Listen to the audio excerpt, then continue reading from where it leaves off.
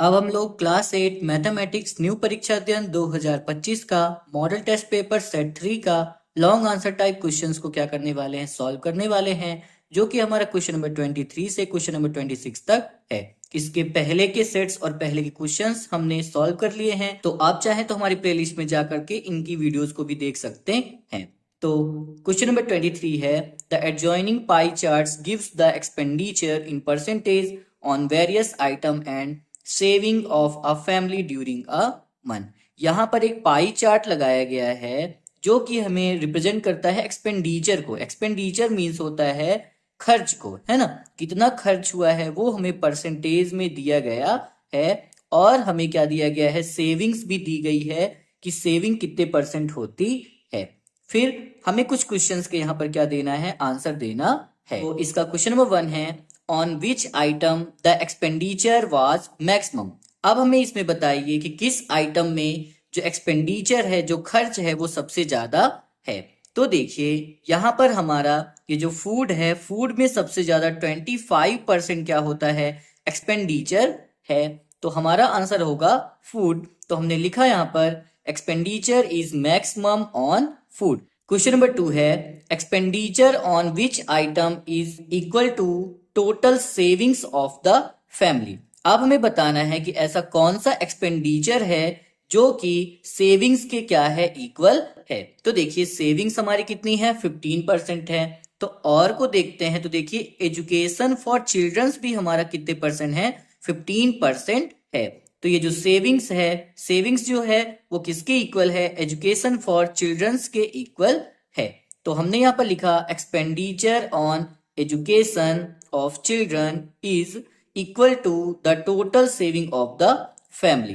Question number 3 है, if the monthly saving of the family is ₹3000। देखिए अब हमें ये जो सेविंग करता है उतनी वैल्यू हमें दे दिया है ₹3000। सेविंग्स कितनी होती थी, 15%। तो देखिए 15% की वैल्यू हमें दे दिया है ₹3000। अब हमसे पूछ रहा है what is the monthly expenditure on clothes. तो अब हमें बताना है कि क्लॉथेस पर मंथली एक्सपेंडिचर कितना खर्च होता है। आइए हम इसे क्या कर लेते हैं, सॉल्व कर लेते हैं। तो देखिए सेविंग्स जो कि 15% थी उसकी वैल्यू हमें ₹3000 दे दिया गया है। तो हमने लिखा 15% रिप्रेजेंट ₹3000। जो 15% है वो ₹3000 को क्या करता है, रिप्रेजेंट करता है। अब हमें फाइंड क्या करना है, monthly expenditure on clothes. Clothes पर कितना खर्च होता है हमें फाइंड करना है। अब क्लॉथेस हमारा कितना है, 10% है। तो देखिए हमें क्या निकालना है, 10% की वैल्यू को निकालना है।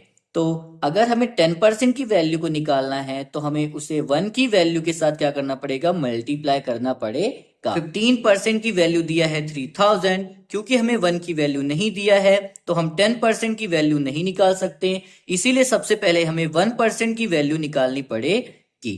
तो जब भी हम 1 की वैल्यू निकालते हैं तो हम क्या करते हैं, गिवन डाटा में जिसका डाटा होता है उसको क्या कर देते हैं, डिवाइड कर देते हैं। तो 1% रिप्रेजेंट्स इक्वल 3000 में हम इस 15 से क्या कर देंगे, डिवाइड कर देंगे। तो 1% क्या रिप्रेजेंट करता है, 3000 अपॉन 15 को रिप्रेजेंट करता है। अब हमें किसका निकालना था, 10% का निकालना था। क्यों निकालना था, क्योंकि जो क्लॉथ्स है वो कितने परसेंट है, 10% है। तो हमने लिखा 10% रिप्रेजेंट इक्वल। अब क्योंकि हमें 10 की वैल्यू निकालनी है तो हम 10 को 1 की वैल्यू के साथ क्या कर देंगे, मल्टीप्लाई कर देंगे। तो 1 की वैल्यू है हमारी 3000 अपॉन 15। तो हमने यहाँ पे लिखा 3000 अपॉन 15, और उसमें हमें 10 की वैल्यू निकालनी थी, इसीलिए हमने उसमें 10 से क्या कर दिया, मल्टीप्लाई कर दिया। अब देखिए अब हम इसको क्या करेंगे, कट कर लेंगे। 15 1 जा 15, 15 2 जा 30, और ये दो जीरो क्या हो जाएंगे, यहाँ पर उतर जाएंगे। तो हमारे पास क्या बच रहा है, इक्वल 200 इंटू 10। तो जब हम मल्टीप्लाई करेंगे तो आ जाएगा हमारा यहाँ पर ₹2000। तो ये जो 10% जो है वो किसको रिप्रेजेंट करता है, ₹2000 को रिप्रेजेंट करता है। मतलब ये जो क्लॉथेस पर 10% खर्च होते थे वो कितने रुपए हैं, ₹2000 हैं। तो हमने यहाँ पर लिखा hence the monthly expenditure on clothes equal ₹2000। तो ये आ गया हमारा आंसर। क्वेश्चन नंबर 24 है, find the difference between compound interest and simple interest at the sum of rupees 45,000 at a rate of interest 12% per annum for 5 years। तो देखिए हमें यहाँ पर प्रिंसिपल दिया गया है 45,000 और हमें रेट दिया गया है 12% और हमें टाइम दिया गया है 5 year। अब हमें बोला गया है find the difference between compound interest and simple interest. मतलब हमें यहाँ पर ये जो डाटा दिए गए हैं इससे आप एक बार क्या निकालिए, कंपाउंड इंटरेस्ट निकालिए और एक बार सिंपल इंटरेस्ट निकालिए, फिर इन दोनों को क्या कर दीजिए, माइनस कर दीजिए। तो देखिए ये क्वेश्चन थोड़ा सा हमारा क्या है, बड़ा है। तो आइए हम इसे क्या कर लेते हैं, सॉल्व कर लेते हैं। तो हमें प्रिंसिपल कितना दिया गया है 45,000, तो हमने यहाँ पर लिखा प्रिंसिपल P इक्वल रुपीज 45,000। फिर हमें रेट कितना दिया गया है 12%, तो हमने लिखा रेट R इक्वल 12%। और हमें टाइम कितना दिया गया है 5 ईयर का दिया गया है, तो टाइम T इक्वल हमने यहाँ पर 5 इयर्स लिख दिया। अब हम क्या करेंगे, सबसे पहले हम सिंपल इंटरेस्ट निकाले ले रहे हैं, फिर हम क्या निकालेंगे, कंपाउंड इंटरेस्ट निकालेंगे, फिर इन दोनों को क्या कर देंगे, आपस में माइनस कर देंगे। तो सिंपल इंटरेस्ट का फॉर्मूला होता है SI equal P into R into T upon में 100। तो फिर से हमने इस SI को उतार दिया, इक्वल की साइन लगी थी, इक्वल की साइन लगा दी, P की जगह हमने 45,000 को लिखा, इंटू की साइन लगाई, R की जगह हमने 12 को लिखा, इंटू की साइन लगाई और T की जगह हमने यहाँ पर 5 को लिखा। अपॉन में क्या था, 100 था, हमने अपॉन में 100 को लगा दिया। अब इन दो जीरो से इन दो जीरो को क्या कर लिया, हमने कट कर लिया। अब हमारे पास क्या बच रहा है, SI को हमने फिर से उतारा, इक्वल की साइन फिर से लगी थी, लगा दिया।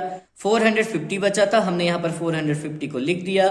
इंटू 12 इंटू 5 बचा था, तो हमने इंटू 12 इंटू 5 को लिख दिया। इस SI को फिर से हमने उतारा, इक्वल की साइन हमने लगा दी।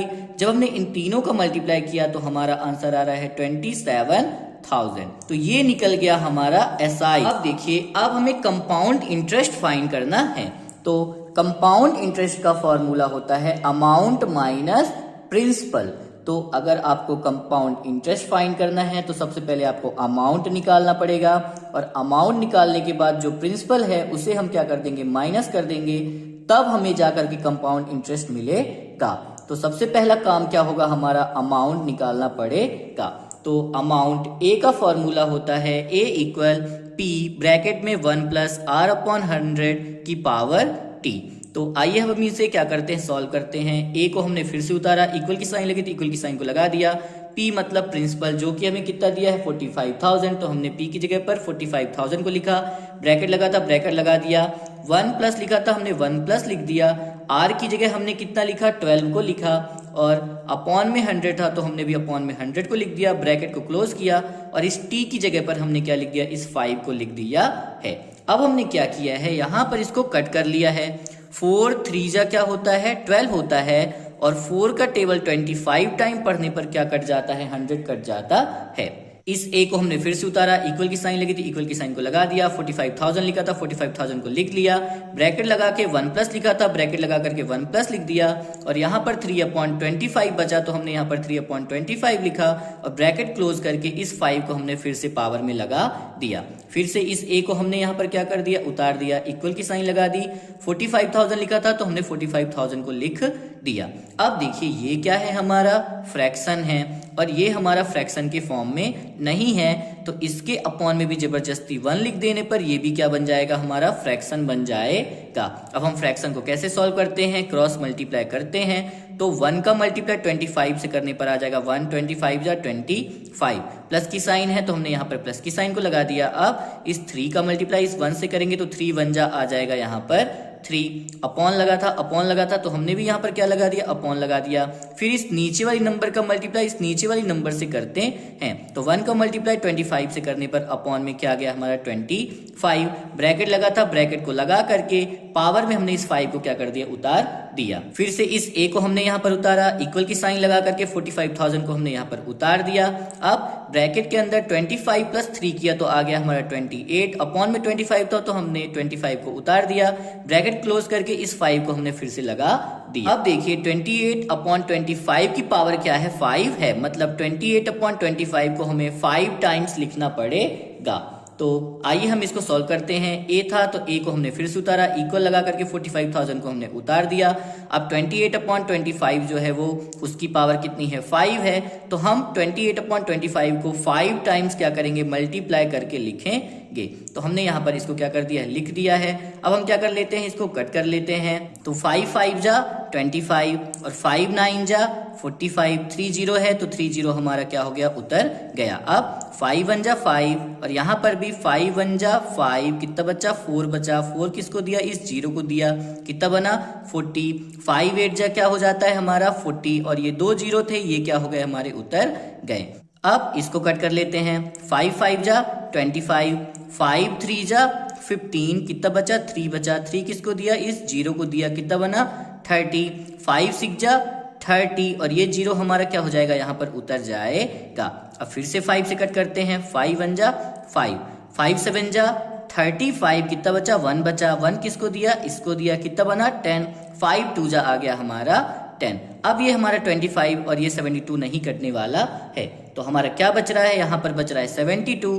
तो हमने इस 72 को यहाँ पर उतार दिया, इंटू की साइन लगा करके 28 को हमने यहाँ पर 5 टाइम क्या कर दिया, लिख दिया है। अपॉन लगा था तो हमने भी अपॉन की साइन लगा दी। और अब देखिए यहाँ पर 25 कितने बचे हैं, 3 25 बचे हैं, तो हमने अपॉन में 25 इंटू 25 इंटू 25 को लिख दिया। अब इस ए को फिर से उतारा, इक्वल की साइन लगा करके इस 72 को हमने फिर से लिख दिया। जब हमने 28 इंटू 28 इंटू 28 इंटू 28 इंटू 28 किया तो यहाँ पर आंसर आ रहा है हमारा 1,72,10,368। अपॉन लगा था, हमने भी अपॉन लगा दिया। 25 इंटू 25 इंटू 25 करने पर आ रहा है हमारा 15,625। फिर क्या किया हमने, जब इसको क्या किया, सॉल्व किया, तो आंसर ए आ रहा है हमारा, ए इक्वल 79,305.38। तो ए हमारा कितना आ चुका है, 79,305.38 आ चुका है। तो अब हम क्या कर सकते हैं, कंपाउंड इंटरेस्ट निकाल सकते हैं। कंपाउंड इंटरेस्ट का फॉर्मूला होता है अमाउंट माइनस प्रिंसिपल। तो अमाउंट अभी अभी आया हमारा 79,305.38, तो हमने यहाँ पर 79,305.38 को लिखा, माइनस की साइन लगाई और प्रिंसिपल कितना था हमारा 45,000, तो हमने यहाँ पर 45,000 को लिख दिया। जब हमने इसको माइनस किया तो आ रहा है हमारा 34,305.38। तो देखिए कंपाउंड इंटरेस्ट हमें पता चल गया है 34,305.38 है। अब हमें क्या करना था, डिफरेंस निकालना था, किसका, सिंपल इंटरेस्ट और कंपाउंड इंटरेस्ट का। तो हमने यहां लिखा difference between CI and SI equal, जो हमारा CI था वो कितना आया है 34,305.38। फिर डिफरेंस का मतलब होता है माइनस करना है, तो हमने माइनस लगा दिया। और SI हमारा कितना आया था 27,000 आया था, तो हमने यहाँ पर 27,000 को लिख दिया। जब हमने इन दोनों को क्या किया, आपस में माइनस किया, तो आंसर आ रहा है हमारा 7,305.38। और ये क्या है, हमारा आंसर है। क्वेश्चन नंबर 25 दिया गया है कि a model of an equation is given below. यहाँ पर हमें क्या दिया गया है, इक्वेशन का मॉडल दिया गया है और हमें यहाँ पर इक्वेशन दिए गए हैं और हमें इन इक्वेशन के भी इसी तरह से मॉडल बनाने हैं। तो ये जो क्वेश्चन है वो हमारा चैप्टर 2 का लॉन्ग आंसर टाइप क्वेश्चन का क्वेश्चन नंबर 7 है, जो कि मैंने ऑल चैप्टर्स के सॉल्यूशन में करा दिया है। तो आप वहां की वीडियोस को जा करके आप देख सकते हैं और आप इस क्वेश्चन को क्या कर सकते हैं, सॉल्व कर सकते हैं। क्वेश्चन नंबर 26 है हमारा, the above graph show the temperature of a patient in a hospital. ये हमें एक ग्राफ दिया गया है जो कि हॉस्पिटल में किसी पेशेंट के टेम्परेचर का यहाँ पर ग्राफ दिया गया है और हमें क्या करना है, यहाँ पर कुछ क्वेश्चंस के आंसर देने हैं। अब क्वेश्चन नंबर ए है, what was the patient temperature at 1 PM। 1 PM पर पेशेंट का टेम्परेचर कितना है हमें बताना है। तो देखिए 1 PM पर जब हम सीधी लाइन ऐसे जाते हैं और फिर टेम्परेचर की तरफ जाते हैं तो 1 PM पर हमारा 36 और 0.5 डिग्री सेल्सियस हमारा क्या है, टेम्परेचर है। तो हमने ए का आंसर लिखा, the patient temperature at 1 PM was 36.5 degree Celsius. अब क्वेश्चन नंबर 2 है, when was the patient temperature 38.5 degree Celsius. तो देखिए 38.5 कहां पर होगा हमारा, यहां पर होगा। अब हम क्या कर रहे हैं, जब हम कहां जा रहे हैं, इधर की तरफ क्या कर रहे हैं, जा रहे हैं जा रहे हैं जा रहे हैं। तो देखिए पॉइंट कहाँ पर लगा है, यहाँ पर एक पॉइंट लगा है। तो जब हम इसके नीचे की तरफ देखेंगे, क्योंकि हमें टाइम पता करना है, तो कितने बजे बज रहे हैं हमारे 12 नून हो रहे हैं। तो हमने आंसर में लिखा यहाँ पर the patient temperature was 38.5 degree Celsius at 12 नून। अब सी नंबर है the patient temperature was the same 2 times during the periods given, what were these 2 times. जो पेशेंट था उसका जो टेम्परेचर था वो कुछ समय के लिए क्या था, सेम था। तो आप बताइए वो टाइम क्या है। तो देखिए 1 बजे से 2 बजे के बीच यहाँ पर जो हमारा टेम्परेचर था वो कैसा था, यहाँ पर सेम था, एक भी चेंज नहीं हुआ है। तो इसका आंसर होगा हमारा the patient's temperature was same at 1 PM and 2 PM। अब डी नंबर क्वेश्चन है what was the temperature at 1:30 PM, how did you arrive at your answer. अब हमें बताना है कि 1:30 PM मतलब 1 ये रहा और ये 2 रहा, तो इसके बीच में क्या होगा, हमारा 1:30 PM होगा। अब बताइए 1:30 PM पर हमारा टेम्परेचर कितना है। तो देखिए 1 बजे से 2 बजे के बीच तो हमारा टेम्परेचर क्या था, सेम था। तो 36.5 डिग्री सेल्सियस ही हमारा 1:30 PM पर भी होगा। तो हमने लिखा the patient's temperature at 1:30 PM was 36.5 degree Celsius.